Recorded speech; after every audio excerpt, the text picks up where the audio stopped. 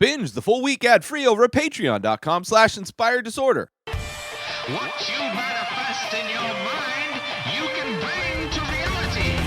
This is my top 5 Quentin Tarantino films. I am a huge fan of Quentin Tarantino, possibly my favorite director. He's done a handful of films in his career, I believe 9. I could be wrong. He's only doing a certain amount. I think only 1 left for him to write and direct, but definitely one of my favorite directors, and this is my top 5. Starting off with number 5, coming in with it's also the first Quentin Tarantino film that I saw. My mom let me rent it when I was a kid because she heard about this dancing scene with John Travolta, but she was thinking of a movie called, I think it's called Angel. I don't know. He plays an angel. Was not this movie, even though John Travolta does dance in this film. But of course, that film being Pulp Fiction is my number 5. Most people say it's their favorite Quentin Tarantino film, and I think that's a very easy answer. I mean, the editing, obviously, the way the unordered way it is told, the unchronological way it is edited and told is very interesting. But it did not define his style. I believe he has grown a lot as a director, and it's amazing what he did, resurrecting careers, and amazing scenes. Pulp Fiction, probably culturally the most impactful film that he's done, but it is only my number 5. It is only my number 5. I like the movie. Don't get me wrong. It is on my top 5. But I don't think it's his best. I don't think it's, as far as direction, his storytelling, I think the fact that it's out of order is kind of a thing that people love a lot about it, and it's the reason why. But I don't think it's his best.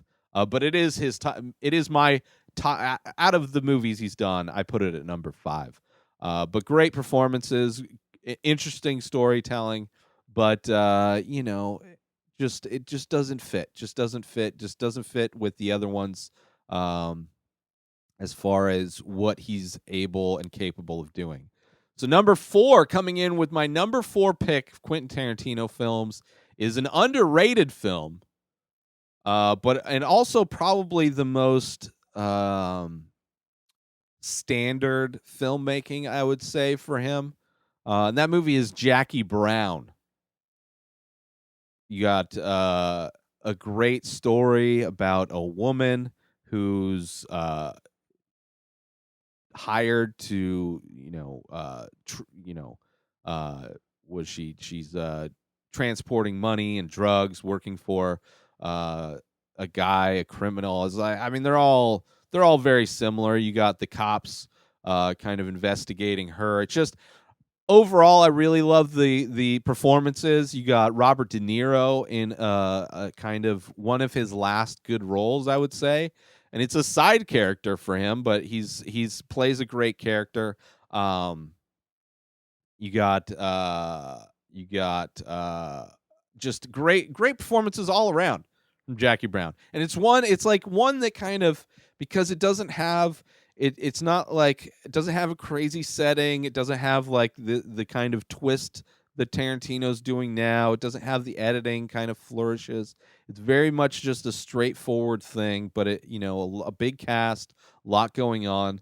But I enjoy it from top to bottom, start to finish. Jackie Brown is just a solid movie that still brings forth interesting characters that more people should talk about. I don't know. I love that movie so much. But it's not higher than 4. But coming in at number 3 is the most recent Quentin Tarantino film, Once Upon a Time in Hollywood, which I saw multiple times in the theater. You've got 2 really fun leads with Brad Pitt and God, I'm blanking on so many names that I'm trying to pull right now. What's his face? Brad Pitt and it's like right there. I can't think of his day. But anyway, it's like kind of a buddy. It's a bromance kind of film. L.A. back in like the 70s or whatever, sprawling, kind of almost a western in some ways. But just a great movie. But it does the thing that I think Quentin Tarantino is is kind of perfected over the past few films, and that's taking a historical event and twisting it into a what if kind of a thing. And the end of Once Upon a Time in Hollywood, despite the fact that the movie is super long, not really a whole lot's going on. You getting amazing performances. Leonardo DiCaprio. Thank you very much. You have that obviously the amazing scene where he breaks down in his trailer. Brad Pitt still sexy as ever, even though he's like in his 50s or whatever. But just their bromance. It's just I love that movie so much. It's just like a really fun hang. And then the end of it, the end kind of fight scene, the end kind of thing, that the twist of history that makes you go, what if? It's just amazing. I love this movie so much. It's just so well done. And it's hilarious. It's kind of crazy how funny such a horrific ending to a movie can be.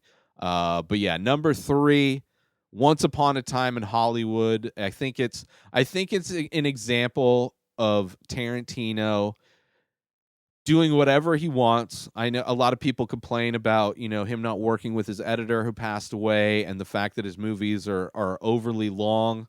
But I think I have no problem with it. I have no problem with it. I'm fine sitting in a theater for 3+ hours watching him tell me a story, because I know when I leave the theater, I'm going to be happy I was there. And Once Upon a Time in Hollywood, even though that moment happens way at the end, like anybody who walked out of Once Upon a Time in Hollywood and didn't see the end, then it's just, that's why I don't like turning off a movie.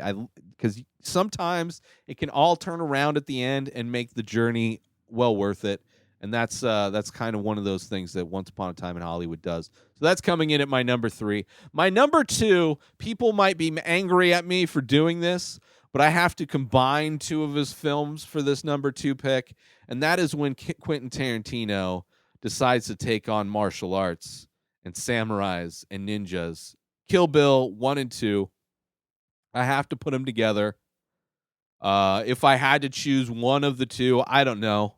I'd have to go back. It's hard to think of to parse out which scenes are from which film.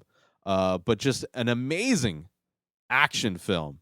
I mean, this to see Quentin Tarantino kind of step out of everything and do a different kind of genre altogether in Kill Bill.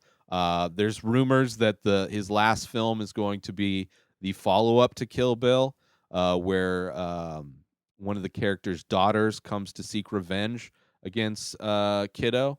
But yeah, Kill Bill, amazing action scenes, amazing fight scenes. The soundtrack is amazing. Great characters. Uma Thurman is like a legit badass. Just kind of, and I love those kind of martial arts films too.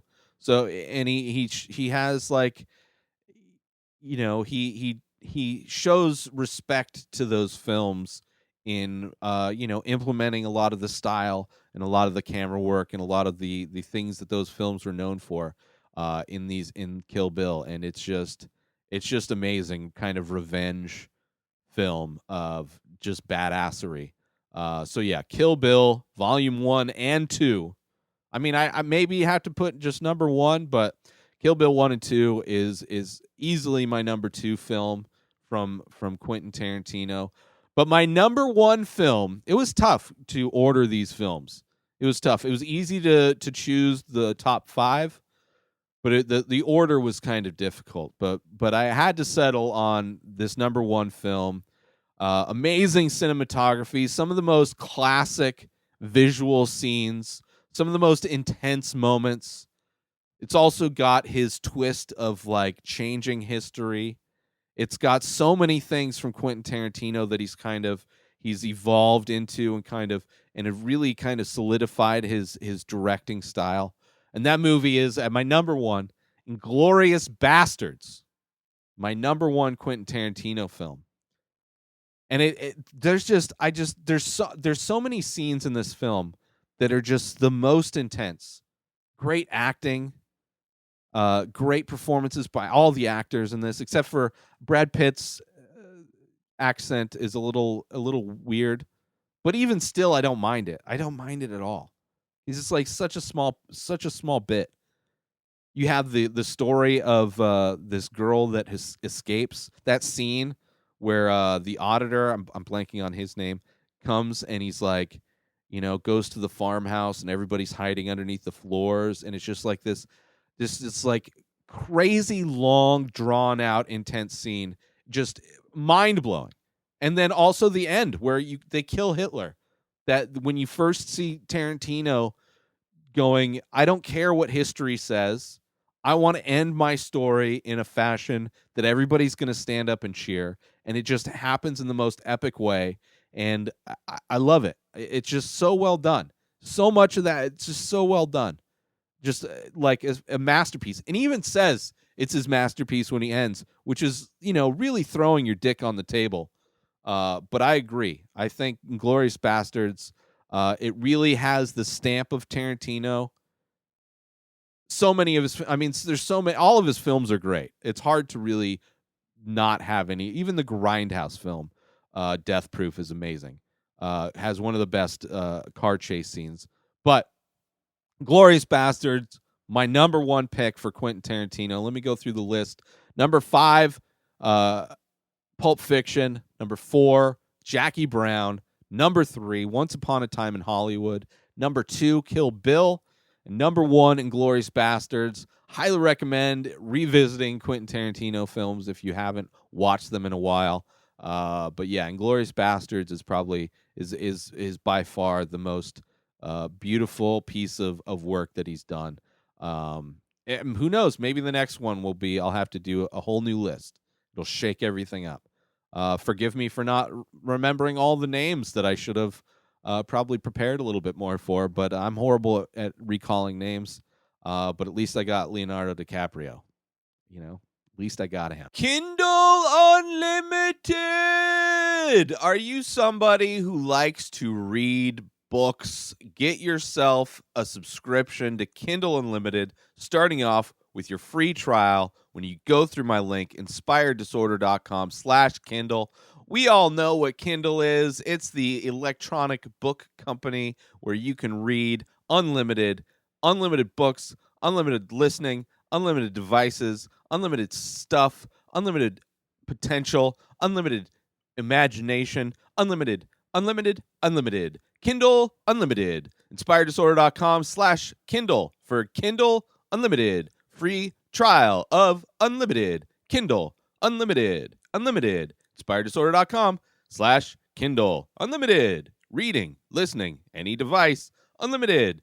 InspiredDisorder.com/Kindle. Sign up now. New episodes of The Ray Taylor Show come out every single day. Subscribe on IGTV, YouTube, and everywhere else podcasts are found. Binge the full week ad-free over at patreon.com/InspiredDisorder. Buy Ray Taylor Show merch over at InspiredDisorder.com and follow the show on Instagram at Ray Taylor Show. Have a wonderful day, everybody. Peace out!